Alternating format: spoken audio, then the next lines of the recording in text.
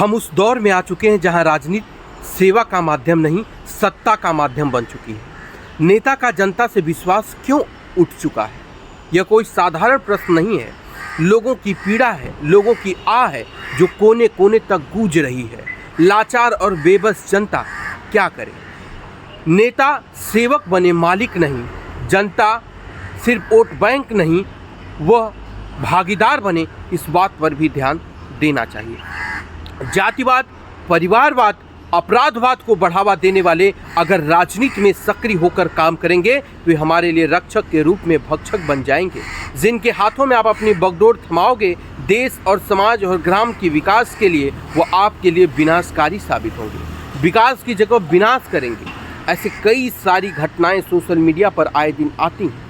वर्तमान में जो नेताओं को सलाखों को पीछे होना चाहिए, जिनके ऊपर भ्रष्टाचार के आरोप हैं, जिनके ऊपर बड़े बड़े मुकदमे हैं, अपराध के कई मुकदमे हैं, ऐसी परिस्थिति में वह नेता मंत्री का शपथ लेते हुए नजर आते हैं। जनता का विश्वास टूट जाता है उन अधिकारियों पर जब कार्रवाई नहीं होती जो भ्रष्टाचार में लिप्त होते हैं। लाचार और बेबस जनता जो ग्रामीण परिवेश में अपना जीवन यापन करती है, अपने हवाई चप्पल को घींच देती है, कोर्ट कचहरी और दफ्तरों का चक्कर लगा लगा कर जब उसे न्याय नहीं मिलता है, वह हताश और निराश हो जाती है। लोकतंत्र में ऐसे ऐसे नेता रहे हैं जिन्होंने समाज में बहुत अच्छे काम किए हैं, समाज को एक नई दिशा दी है, जो देश हित के लिए काम करते थे। लेकिन अब राजनीति का परिवेश बदल गया है।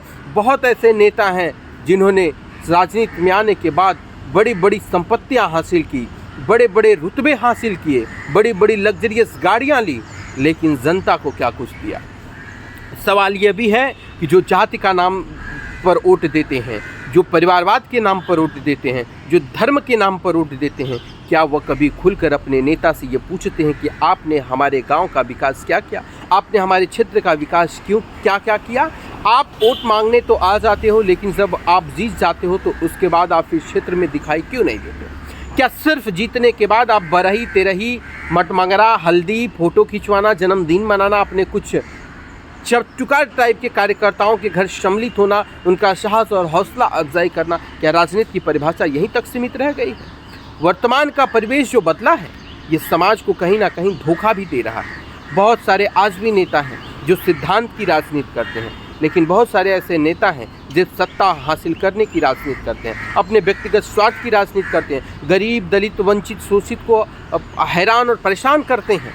ऐसे भी नेता आज के परिवेश में हैं। कुछ लोग तो पैसा और पावर होने के बाद गरीबों की ज़मीन तक कब्जा करने पर आतुर हो जाते हैं। ऐसे नेताओं पर कब कार्रवाई होगी? कब ये सलाखों के पीछे जाएंगे?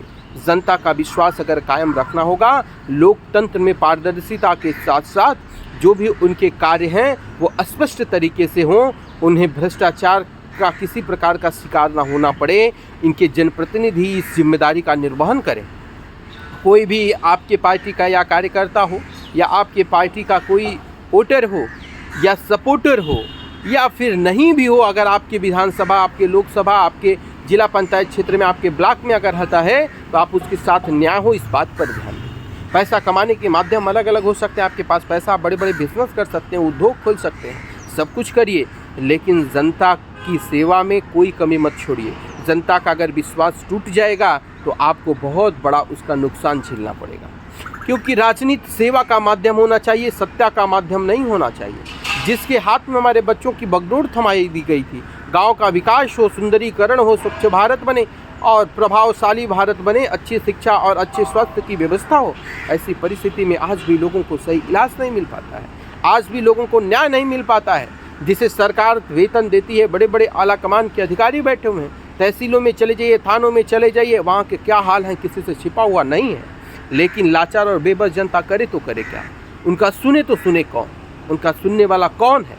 उनका जनप्रतिनिधि। अगर जब जनप्रतिनिधि ही भ्रष्टाचार में लिप्त रहेगा तो उनके साथ न्याय कौन करेगा? ये सबसे बड़ा सवाल है।